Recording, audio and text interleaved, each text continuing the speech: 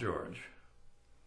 After 15 years in the pastorate, I was called to be a church consultant. As a church consultant, I had the privilege of dealing with pastors, leaders, congregations in over 100 denominations. Then my physician handed me a piece of bad news. You have a need for surgery to remove a cancer. If we are successful, you'll have a normal life. If we don't get it all, you have about 2 years. With that news in mind, I went through a very serious midlife re-evaluation. I considered the plight of a pastor, trained well in seminary to occupy the pulpit, able to give topical sermons or exegete passages of Scripture with great skill and energy, able to empathetically connect with his congregation out of the pulpit, taking people to his study for counsel or visiting them in the hospital or their homes. I saw these very competent, well-trained pastors and teachers baffled by the leadership tasks that were presented to them in their congregations. As they faced the challenge of leadership, they had not been trained in what to expect or how to navigate through those perilous waters. As a consequence, I focused on the leadership dimensions of the pastorate.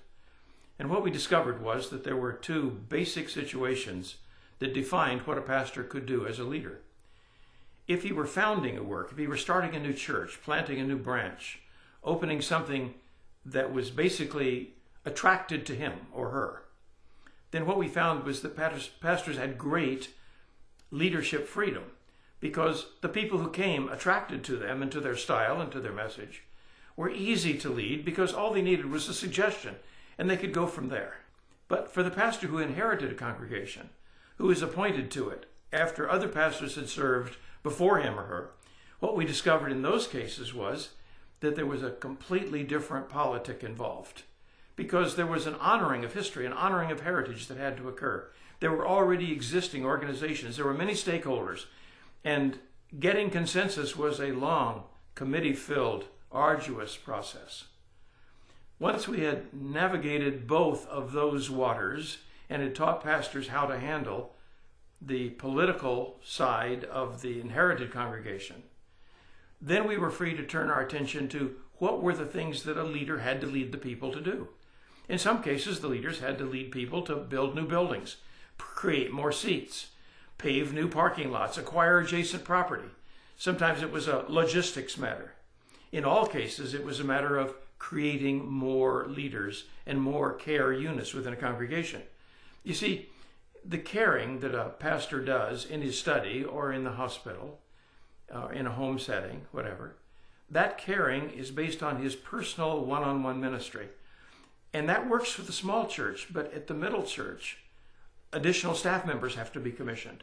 And in the very large church, it's impossible for the pastor to cover the care waterfront. So he has to have many, many designated substitutes for his personal attention. As we began to study how pastors could understand how organization works, what we discovered was almost no pastors had been trained in organizational development or organizational enlargement.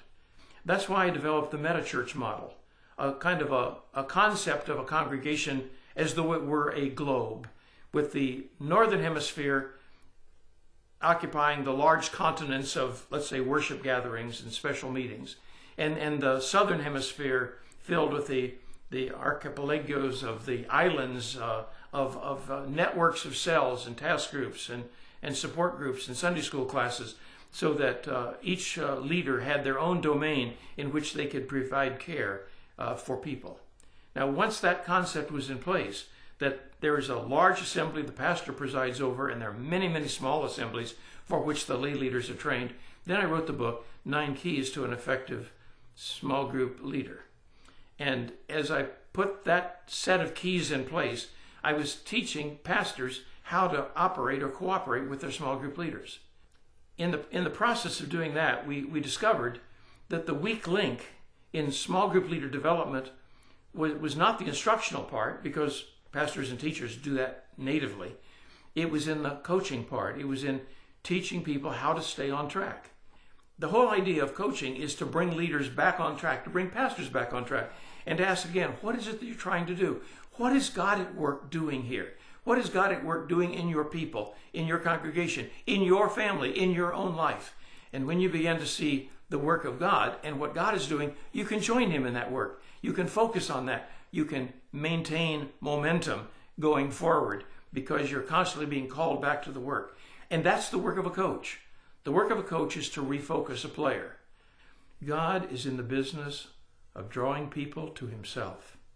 And if we as pastors, preoccupied with our pulpit, our pastoral care duties, our leadership tasks, if we overlook the fact that God is drawing people to himself and that we have the privilege of inviting people to Christ, we will have lost the largest and most significant dimension of our ministry. May God bless you as you pursue his call in your life.